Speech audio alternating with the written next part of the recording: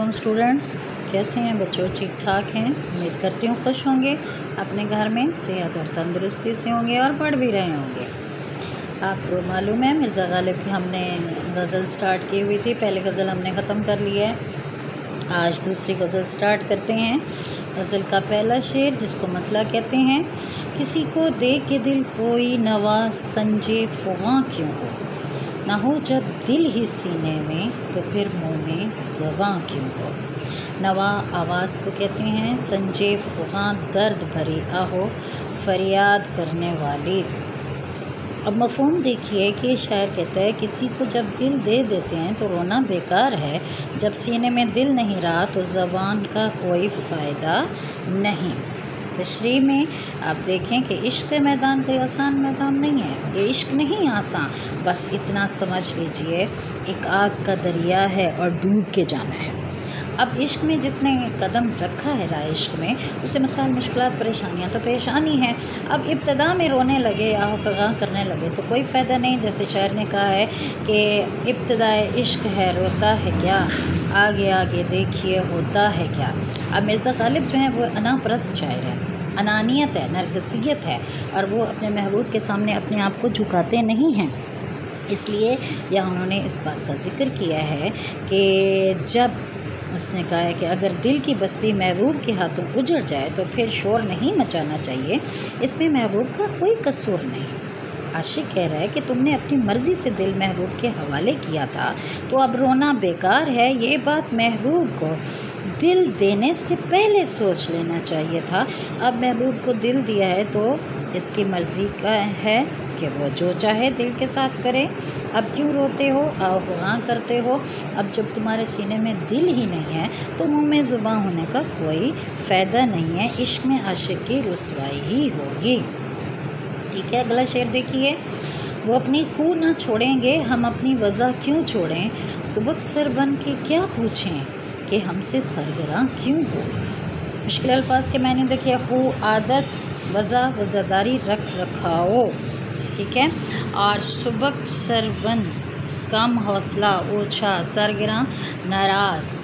मफ़हूम देखिए, कहता है शायर कि अगर मेरा महबूब अपनी आदत और तरीक़ा तब्दील नहीं करता तो मैं कम ज़र्फ़ बनकर इससे नाराज़ होने की वजह भी नहीं पूछ सकता। जैसे पीछे मैंने आपको बताया मिर्ज़ा गालिब अनापरस्त शायर है, उसकी अनानियत जो है वो उसके आड़े आ जाती है। आशिक़ जो है इश्क़ की राह में आई उनकी मुश्किलात को तकलीफ़ को बर्दाश्त करता है, लेकिन महबूब के सामने झुक कर अपनी इज़्ज़त और वक़ार का सौदा भी नहीं करता। बल्कि शायर अब इस हालत में है कि वो महबूब को दो टोक बात कर देता है कि देखो, अगर मामला मेरी इज़्ज़त तक आ गया है तो फिर मुझसे भी किसी रहम की उम्मीद ना रखना। इसलिए इस शेर में वो कह रहा है कि अनानियत परस्ती की वजह से कि अब महबूब हमसे नाराज़ है, वो अपनी नाराज़ होने की जो वजह है वो तब्दील नहीं करता, तो मैं भी इतना घटिया नहीं हूँ कि जाऊँ और इससे पूछूँ कि महबूब मुझसे नाराज़ क्यों हो। अगर नाराज़ है तो हो जाए, अब मामला मेरी अना तक आ पहुँचा है, यानी वो अपनी अना को आड़े नहीं आने देता। अगला शेर देखिए, किया गमख्वार ने रुसवा, लगे आग इस मोहब्बत को, ना लावे ताब जो गम की वो मेरा राज़दां क्यों हो। गमख्वार कहते हैं दोस्त, साथी, गम गलत करने वाला। और उसके बाद क्या है, आगे से नलावे जो ताब लाना, बर्दाश्त करना, उसने उसका यहाँ पे ज़िक्र किया है। तो आगे देखिए मफ़हूम इसका, किया गमख्वार ने रुसवा कि मेरे गम सुनने वाले ने घबरा कर लोगों को बता दिया, जो मेरे गम की ताब नहीं लग सकता वो मेरा राज़दां कैसे हो सकता है। अब यहाँ देखिए वही बात है कि हम जानते हैं हमारी जो उर्दू की क्लासिकी शायरी है उसमें आशिक, महबूब, रकीब, नामा बरदार, राज़दान वग़ैरह जैसे किरदार बड़ी अहमियत का हामिल हैं। और इस शेर में शायर ने इश्क़ में आने वाले तमाम सोबतें, तमाम मसाइब को नहायत राज़दारी, ईमानदारी और साबित कदमी से बर्दाश्त किया है। लेकिन इसका राज जो है, राजदार शायर होने वाले जो है, उसने जो शायर पर जो रुस्तम हुए हैं उससे वो देख कर घबरा जाता है, और इससे जब आशिक़ की हालत देखी नहीं जाती तो इसका राज फाश कर देता है। और ये चीज़ आशिक को किसी भी सूरत गवारा नहीं है कि उसका इश्क का राज फाश हो जाए। इसलिए वो कहता है कि इसमें तो मेरी रुसवाई है, क्योंकि मिर्ज़ा गालिब आना परस्त शायर है, वो इश्क में मर मिट जाएंगे मगर अपने इश्क का राज अफशा होने नहीं देंगे। इसलिए कहते हैं मेरे गमख्वार ने, मैंने तो उसको अपना दोस्त साथी समझा, उसे अपने तमाम दिल का दुख दर्द बयान कर, लेकिन उससे बर्दाश्त ना हो सका और उसने जो है ना मेरे इश्क का राज अफशा कर लिया। ऐसे गमख्वार को आग लग जाए, मोहब्बत को आग लगे, मुझे गमख्वार ने रुसवा कर दिया है। इसलिए कहते हैं कि ए राज़दां, जब तुम में दुख दर्द सुनने की सलाहियत और हौसला नहीं था तो मेरा राज़दां और साथी बना ही क्यों। ठीक है, अब आइए कि अगला शेर देखते हैं। ये कह सकते हो हम दिल में नहीं हैं, पर ये बतलाओ कि जब दिल में तुम हो तो आँखों से नेहा क्यों हो। नेहा पोशीदा होता है। ए महबूब, तुम ये नहीं कह सकते कि तुम हमारे दिल में नहीं हो, मगर जब दिल में मौजूद हो तो फिर नज़र क्यों नहीं आते। अब देखिए इस शेर में मिर्ज़ा गालिब ने एक हकीकत की तरफ इशारा किया है कि महबूब को अगर अपने मुहिब से मोहब्बत हो भी तो बताना नहीं कि मोहब्बत का इजहार करना कहीं रुसवाई का बायस बन जाए, क्योंकि महबूब ज़ालिम सितमगर होता है।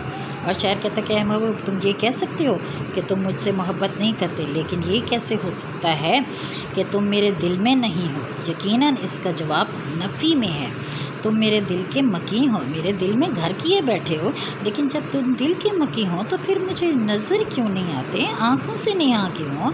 इसकी क्या वजह है कि तुम मुझसे हमेशा किनारा कशी अख्तियार करते हो, हालांकि तुम मेरे दिल और दिमाग पर हुकूमत करते हो। क्या खूबसूरत शेर है। हमारे दिल में ही बस रहे हो तो फिर ये हमसे हिजाब कैसा। ठीक है, अगला शेर आइए पढ़ते हैं। ये फितना आदमी की खानाए वीरानी को क्या कम है, हुए तुम दोस्त जिसके दुश्मन उसका आसमां क्यों। फितना, फसाद, शरारत, खानाए वीरानी, घर की तबाही, घर की वीरानी और उसकी बर्बादी। अब देखिए वो कहता है कि ए महबूब, तुम जिसके दोस्त बन गए हो इसके साथ आसमान की दुश्मनी कोई हैसियत नहीं रखती, क्योंकि ये ऐसी खराबी है जो घर बर्बाद करके छोड़ेगी।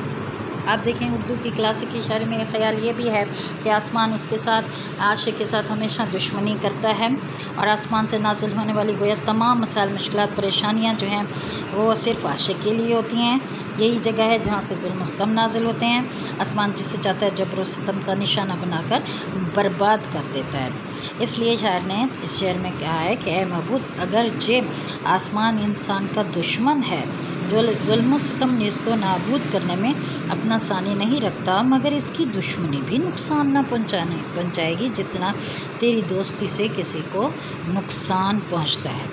दरअसल कहता है कि आसमान भी तबाह करता है और तेरी दोस्ती भी तबाही का सबब बनती है।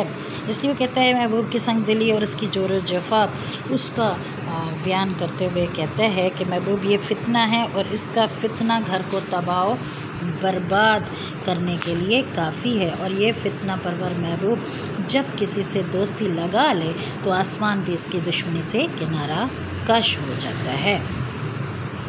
आइए अगला शेर पढ़ते हैं। यही है आजमाना तो सताना किसको कहते हैं, अदू के हो लिए जब तुम तो मेरा इम्तिहान क्यों है। अब देखें, सताना, तंग करना, दुश्मन, हरीफ, अदू, दुश्मन, हरीफ। अब यहाँ देखें तब मफ़हूम ये है कि ए महबूब, तुम मुझे आजमा रहे हो तो फिर सताना किसको कहते हैं। जब तुम दुश्मन के दोस्त बन गए हो तो मेरी आजमाइश क्यों करते हो। तशरीह में देखिए शायर इसमें कहता है कि मैं तेरी नज़र करम जो है अगियार पर देख रहा हूँ और तू कहता है कि मैं तुझे आजमा रहा हूँ। ये कैसा आजमाना है, जब तू गैर का ही हो गया है तो फिर मेरा इम्तिहान क्यों लिया जा रहा है। मेरे दुश्मन से मरासिम कायम करके मेरा इम्तिहान ले रहा है। ये फ़ेल और अमल मुझे हरगिज़ मंजूर नहीं है। और यहाँ देखिए शायर खुली और वाशगाह अल्फाज में महबूब से कह देख रहा है, तुमने मेरे साथ नाइंसाफ़ी की है। अब अगर मैं तुम्हें कहता हूँ कि तुमने गैर के साथ राह रस्म बना लिए तो तुम कहते हो कि मैं तेरी आजमाइश कर रहा हूँ। ये कैसा इम्तिहान है। ठीक है, आखिरी शेर है। निकाला चाहता है काम क्या तानों से तू गालिब, तेरे बेमहर कहने से वो तुझ पर मेहरबान क्यों। ताने बुरा भला कहना, बेमहर बेमुरव्वत। मफ़हूम देखिए कि गालिब तो ताने देकर अपना मतलब निकालना चाहता है तेरे बेमुरवत कहने से तेरा महबूब तुझ पर मेहरबान क्यों कर होगा। गालिब ने यहाँ अपने आप को तसल्ली दी है। तशरीह में देखिए कि ख़याल यही था कि महबूब को ताना तशनी देंगे, बुरा भला कहेंगे, अपनी मोहब्बत का यकीन दिलाएंगे और उसे कहेंगे कि हम तेरे इश्क में इस कदर बढ़ गए हैं, मसाइल मुश्किलात परेशानियाँ बर्दाश्त की हैं, तो शायद वो बाज आ जाए, दुश्मन की तरफ अदू की तरफ ना जाए और आशिक को मोहब्बत के काबिल समझे। लेकिन यहाँ वो कहते हैं कि तुम महबूब को बेमुरवत कहते हो और तुम्हारा ख्याल है कि वो तुझ पर मेहरबान हो जाएगा, तो ऐसा नहीं होगा, उल्टा बदज़न हो जाएगा। इसलिए हर सूरत में तुम महबूब से ताल्लुक़ कायम रखो और तुम्हें ये रखना चाहिए। और ये उस सूरत में मुमकिन है जब महबूब की मिन्नत समादत की जाए और इसके हर जुल्म को खुले दिल से सहा जाए कि कता कीजिए ना ताल्लुक़ हमसे, कुछ नहीं है तो अदावत ही सही।